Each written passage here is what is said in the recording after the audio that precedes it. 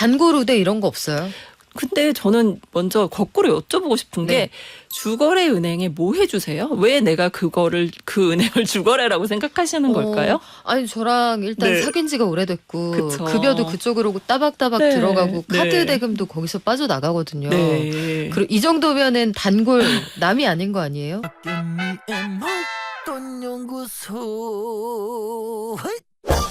최근에 대출 금리가 제법 크게 올랐습니다. 특히 새마을금고 사태 이후에 중국의 경기 불안 그리고 미국이 아직도 물가가 높다 이런 얘기가 나오면서 8월 들어서는 계산해 보니까 거의 하루에 0.01%포인트씩 금리가 올라가는 것 같은데요. 요 대출금리 조금이라도 낮출 수 있는 방법이 있을까요? 그리고 생애 최초로 대출받는 분들은 어떻게 하면 똑똑하게 대출을 받을 수 있을까요? 딱 이 문제만 연구하는 분이 계십니다. 레오 대출연구소의 김은진 대표 오셨네요. 안녕하세요. 네, 안녕하세요. 아, 대표님, 제가 대출을 연구한다 이런 말은 생전 처음 들어봤는데요. 네. 정확히 대출을 연구한다는 건 어떤 뜻입니까? 사실 이제 돈에 대한 것이 가장 중요하잖아요. 그리고 잘 빌리고 잘 갚아야 되는 거고. 그래서 제가 예전에 이제 대출에 관련된 일을 많이 했었고요. 네. 네, 그리고 나서 문정부 시절에 정말 많이 바뀌었잖아요. 규정이. 여러 가지로. 네, 그러다 보니 많은 분들이 정말 힘들어 하셨어요. 도대체 지금 시점에는 어떤 규정이 있느냐, 그거조차 모르고 네. 그러셔서 제가 책을 하나 냈거든요. 그래서 그 책이 이제 베스트셀러에 올라왔고요. 네. 네, 그러다 보니 이제 많은 분들이 저에게 계속 문의를 하고 저도 그분들의 사례가 정말 많이 다르세요. 그렇죠. 네, 각자. 개개인별로. 네, 그래서 그거에 대해서 계속 이제 어떻게 하면 좀 더 이분들한테 도움이 될까 하는 것을 계속 공부하고 있습니다. 가장 유리하게 가급적이면 낮은 조건으로 대출을 받고 싶다. 이거 다들 고민하실 텐데 아까부터 기다리는 분들이 많으세요. 한영아님도 네. 아유 가계부채 이자율 좀 어떻게 조정이 안 되나요?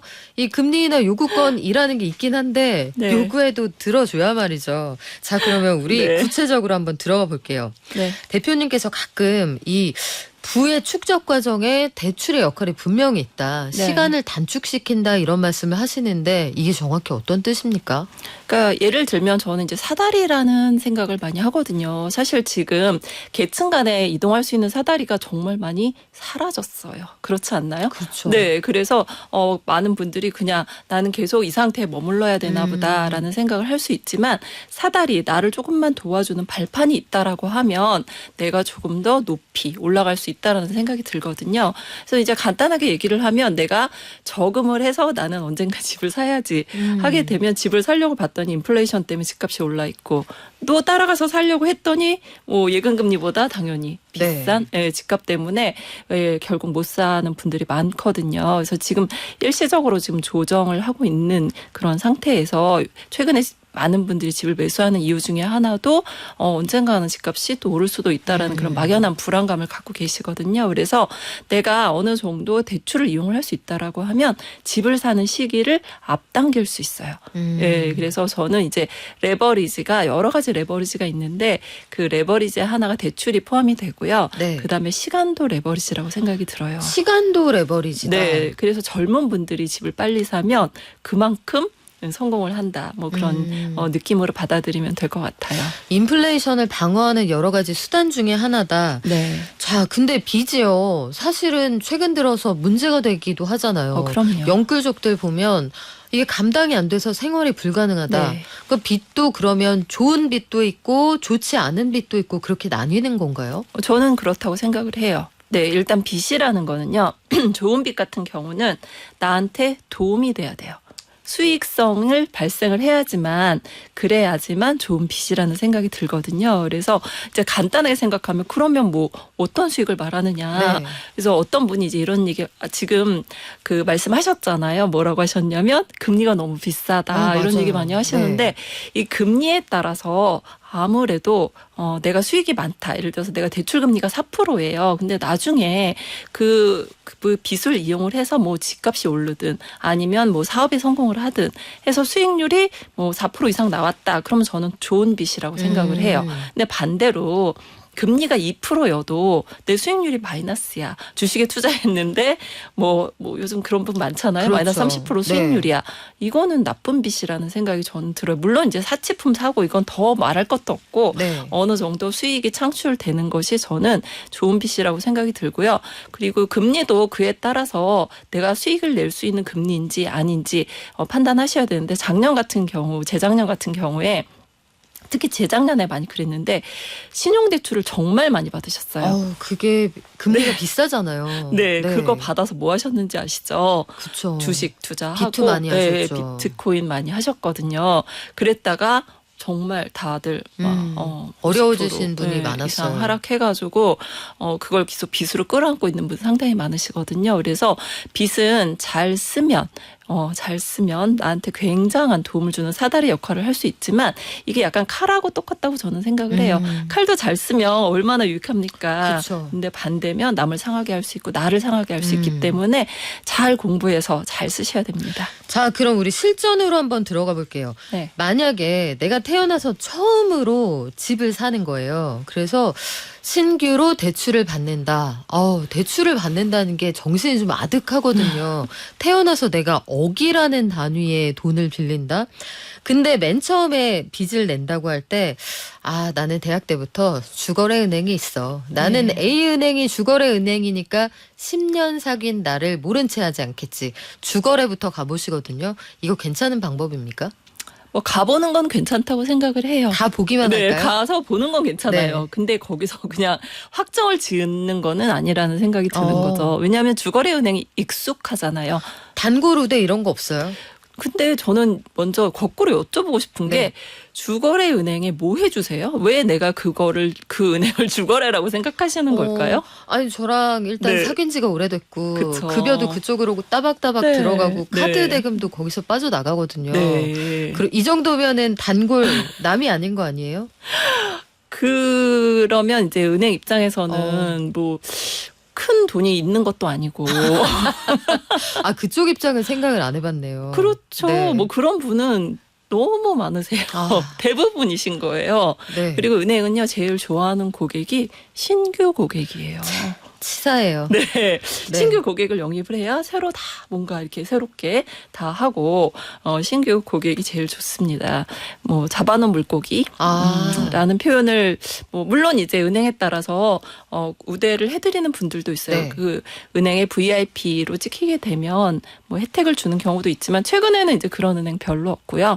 그냥 그 무언가 은행에 많이 기여하시는 분이 좋은 고객님이세요. 자, 그러면 대출을 받을 때 주거래 단골은 나만의 생각, 네. 쌍방의 생각이 아니다. 그렇죠. 그리고 오늘부터 1일인 고객을 제일 좋아한다. 그러면 안 거래해본 은행을 가봐야겠네요. 일단 주거래 은행을 가서 네. 그 지금의 이제 금리라든지 이런 거는 좀 파악을 하는 게 좋겠죠. 왜냐면 익숙하니까. 나의 상황을 객관적으로 보는 사람한테 한번 듣고. 그렇죠. 네. 네, 해보는 게 좋고요. 그 다음에는 이제 가장 싼 은행을 찾아야죠.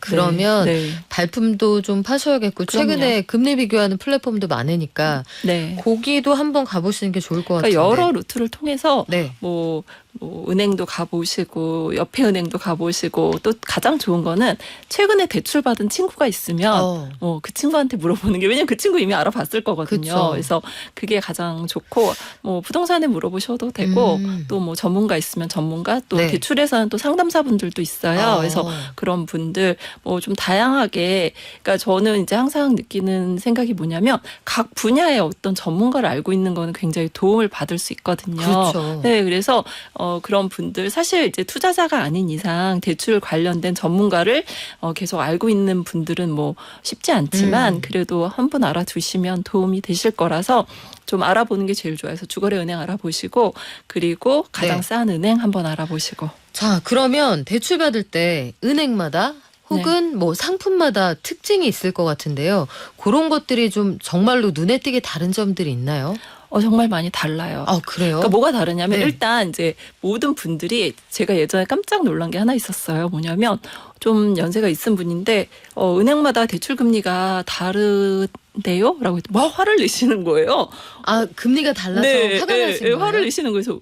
왜요? 그랬더니 아니 공과금이 다르면 어떡하냐는 거예요. 그래서 약간 은행을 약간 공공기관처럼 아유, 착각을.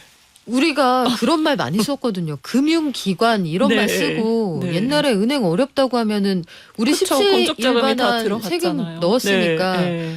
약간 여기서도 우리가 남이 아닌 느낌이 있단 말이에요. 맞아요. 근데 그게 은행마다 천차만별이다. 그럼요. 철저한 이익을 위해서 움직이는 집단이 은행이기 때문에 은행들은 영업 실적을 내는 걸 가장 중요하게 생각을 해요. 그렇기 때문에 여러분들이 어디 은행이 나한테 유리할지를 좀 따져보는 게 가장 좋고요.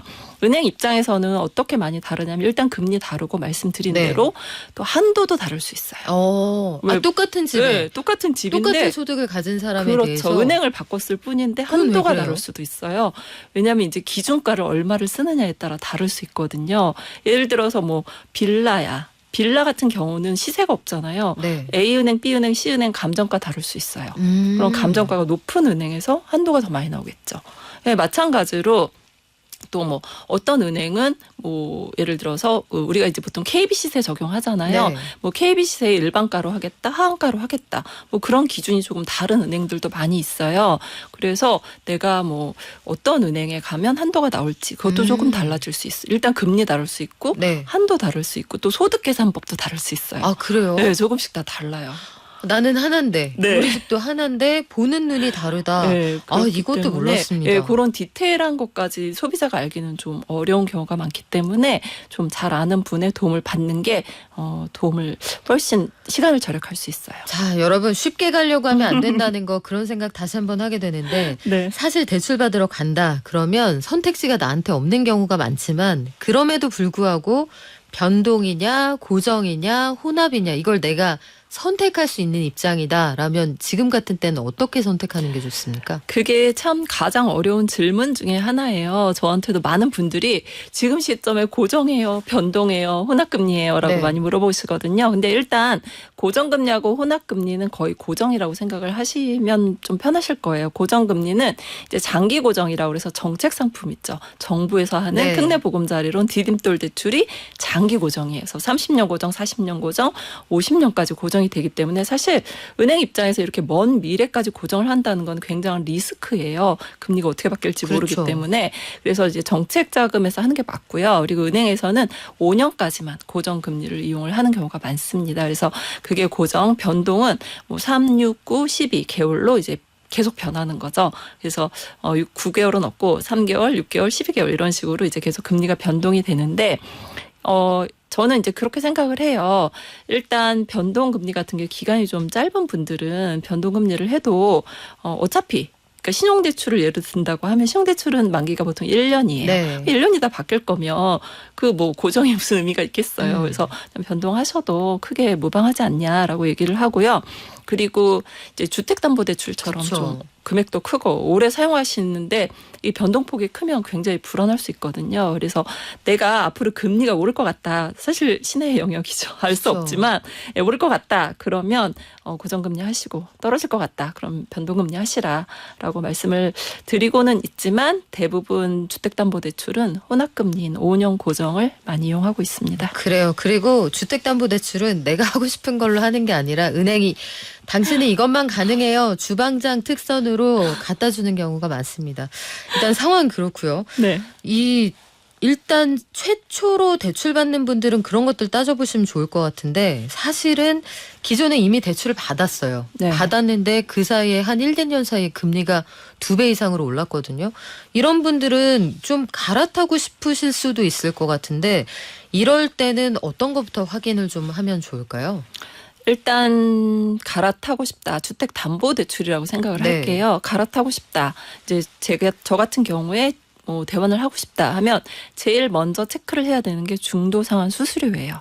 내가 상환을 하면서 돈을 내야 되는 게 있는지 페널티가 있는지 그런 거를 먼저 체크를 하는 게 좋아요. 왜냐하면 내가 낼 돈이 너무 많으면 금리 0.1% 낮추는 게 큰 의미가 없을 수 있거든요. 그래서 내가 그냥 일정 기간을 사용해서 없을 것 같다 그러면 그때부터 대환을 알아보셔도 되지만 내가 사용한 지 1년도 안 됐어요. 이러면 페널티가 생각보다 클 수 있어요. 그래서 그거 은행에 먼저 체크하시는 하시는 게 좋고요.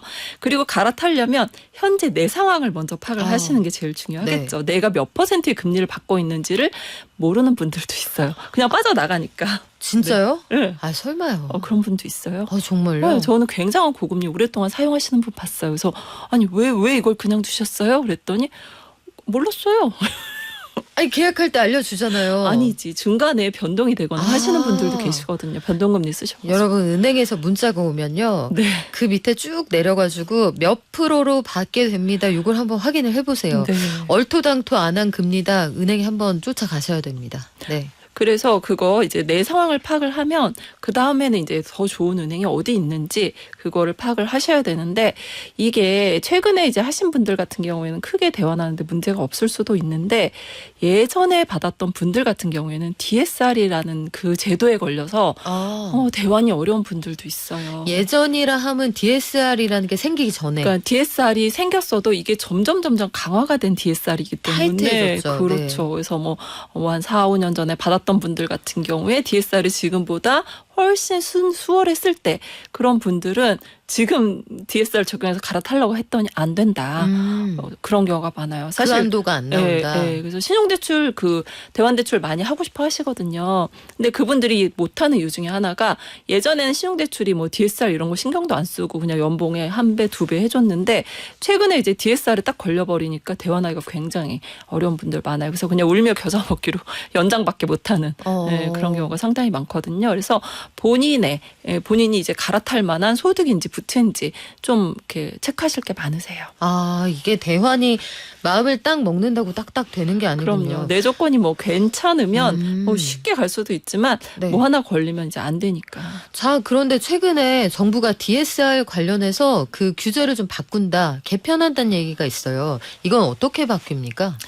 제가 보기에는 어렵지 않을까 싶습니다. 왜냐하면 개편이 어렵다. 네, 가계부채 증가를 지금 정부에서 굉장히 곤두서고 있는 상황이잖아요. 계속 부채가 늘어나고 있는 상황에서 DSR을 또 완화해 준다? 그러면 더 늘어날 가능성이 높기 때문에 그거는 뭐 함부로 누가 이렇게 풀어주기는 좀 어렵지 않을까라는 생각이 들고요. 만약에 그렇다고 한다라고 하면 지금 정책 상품인 특례보금자리론, 디딤돌 대출은 DSR을 보지 않거든요. 그쵸. 그래서 뭐 그런 쪽을 조금 뭐 확대를 한다거나 그렇게 하지 않을까라는 건 이제 제 생각입니다. DSR 관련해서 원래는 약간 완화하려는 계획이 있었던 모양이네요, 정부에서. 그러니까 뭐 만기 50년 뭐 상품이라든지 이런 게 사실 DSR을 좀 완화한 그런 효과를 발생을 하거든요. 네. 그런데 이제 그 대출이 늘어나니까 지금 이제 없어졌잖아요, 사실상. 뭐 중단한 은행도 있고 뭐 여러 가지 검토하는 은행도 많기 때문에 DSR은 굉장히 민감한 부분이에요. 그래서 조금 쉽게 풀지 않을 거라고 생각이 듭니다. 자, 그리고요, 최근에 사회 초년생들이 저도 뭔가 자산 증식을 위해서 대출을 받아서 자산을 좀 구입하는 걸 관심을 가지고 있어요. 이런 분들이 최근에 많거든요. 저희 때보다 훨씬 철이 일찍 되는 분들이 많은 것 같은데, 사회 초년생은 아직 그 사회에 기록되어 있는 나의 신용 레코드가 많지 않잖아요. 그렇죠. 이런 분들도 신용이든 주택담보대출이든 대출이 가능합니까? 그러니까 사회초년생들 같은 게 사실 이제 신용 점수를 먼저 확인을 해봐라라는 말씀을 많이 드려요. 왜냐하면 이제 그분들 생각에서는 나는 대출을 받은 적이 한 번도 없어. 나는 그쵸? 깨끗해. 네. 그렇기 때문에 나는 정말 신용 점수가 좋을 거야라고 생각을 하시거든요. 근데 의외로 별로 안 좋은 경우가 많아요. 왜요? 그러면 딱히 연체한 것도 없고 그럼 좋을 것 같은데요. 네. 그게 왜냐면 신용 점수라는 거는 이 거래가 그러니까 신용 거래가 잘 되신 분들이에요. 그러니까 잘 빌리고 잘 갚고. 거래를 한 번도 안 해본 사람 얘기가 아니라 많이 했는데 이상 없이 잘 갚더라. 그렇죠. 그렇기 때문에 어느 정도 신용 거래가 일어나야 신용 점수가 올라가고요. 그래서 그분들은 이제 처음에 해 보시면 내가 이렇게 낮은가? 뭐 이렇게 생각할 수 있어요. 근데 뭐 그 낮다고 하는 것이 뭐 거의 뭐 너무 밑에 점수는 아니고요. 한 중간 정도 되기 때문에 나의 기대에 못 미친다. 대출이 안 되는 건 아니세요. 그런데 이제 사회초년생 같은 경우에 이제 소득이 이제 받은 지 얼마 안 됐잖아요. 이제 그러면 받은 지 뭐 한두 달밖에 안 됐다. 그러면 신용대출은 조금 어려울 수 있어요. 그래도 6개월은 지나야 뭐 어떤 은행은 뭐 1년까지도 보는 경우가 있기 때문에 그 정도 지나야 대출이 가능하고요. 주택담보대출 같은 경우는 급여 한 달만 받아도 곱하기 12 해드려요. 아, 그렇군요. 네, 이런 그래서, 것들은 알아두시면 네. 도움 될 것 같은데. 그럼요. 마지막으로 네. 프리랜서 자영업자들, 방송국 안에도 프리랜서가 많습니다. 많으시죠. 이런 분들은 소득 그리고 대출 관련해서 이게 좀 복잡하다고 들었는데 이런 분들은 어떤가요? 사실 본인들도 놀래고 저도 놀랄 경우가 많아요. 왜냐하면 프리랜서 분들은 이제 매달 이제 그 통장에 돈이 들어오는 그 돈이 나의 월급이라고 생각을 하시거든요. 네. 그래서 저한테 제가 이제 여쭤봤어요. 연봉이 얼마 정도 되세요? 그럼 저 좀 많이 받아요. 뭐 한 7천 돼요. 뭐 이러시는 거예요. 그래서 네. 근데 저는 죄송한데 믿지 않아요. 고객님 말을 전혀 믿지 않아요. 왜요? 아무도 안 믿어요. 왜냐하면 저는 항상 서류로만 확인을 하는 좀 나쁜 습관이 통장에 들어오는 돈 말고 세금으로 얼마 신고하셨어요? 그걸 그게 물어보시는 중요한 건가요? 거죠. 예, 그렇기 때문에 항상 서류로 보고 얘기를 하자고 얘기를 해요. 안 그러면 그분한테도 제가 누를 끼칠 수 있기 때문에 그래서 보고 나면 서류를 이제 소득금액 증명원 한번 줘보세요. 그래서 본단 말이에요. 네. 그러면 본인도 깜짝 놀라고 아. 나도 깜짝 놀래고 왜냐하면 본인은 연봉이 7천인 줄 알았는데 소득금액이 1,200이야. 뭐 이런 경우도 상당히 많아요. 경비 처리하고 막 이래서 네. 그래서 한 번쯤은 꼭 소득금액 증명원을 발급을 해보시면 내가 소득이 이렇구나. 소득이 낮으면 나는 대체 소득을 써야 되겠구나. 대체 소득도 가능하거든요. 네. 그래서 뭐 그런 걸 알아보시면 좋을 것 같아요. 다음번에 저희가 프리랜서 자영업자 관련 편을 한 번 더 준비를 해야 될 것 같아요. 많은 분들이 궁금해하시나 봐요. 그러니까요. 오늘 말씀은 여기까지 듣겠습니다. 지금까지 레오 대출연구소 김은진 대표였습니다. 고맙습니다.